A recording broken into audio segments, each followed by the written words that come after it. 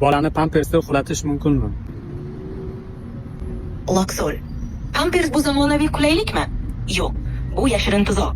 Bola uxlayapti deb o'ylasan. Aslida u tanasini qutqarishga urinmoqda. Issiq, nam, yopiq, teri nafas olmaydi. Har soniyada mikroblar ko'payadi. Ammiak hidi ko'tariladi, havo yo'qoladi. Bu oddiy mato emas, kichkina organizm uchun qamoqxona. Sen uxlayapsan, bola esa bezovta. Oyoqlari qimirlaydi, yuzida qizarish, uyqusi bo'linadi. Sen uxlayapsan, lekin uning tanasi kurashmoqda. U hali gapira olmaydi, lekin tanasi yordam so'rayapti. Sen eshitmayapsan, chunki sen qulaylikni tanlading. Millionlab bolalar shunday uxlaydi desan. To'g'ri, lekin millionlab bolalar tinch uxlash imkonidan ham ayrilmoqda. Tana kurashsa uyqu yemiriladi. Uyqu yemirilsa miya rivoji to'xtaydi. Bolaning kelajagi uyquda. Bu ilmiy fakt. Uyqu bolaning miyasi quriladigan uskun. Uni sindirish kelajakni sindirish.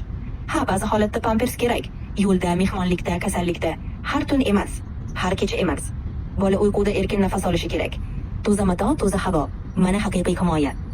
Pampers ota-onaning xotirjamligi, lekin bolaning haqiqiy tinchi pampersdan tashqarida. Bolani pamper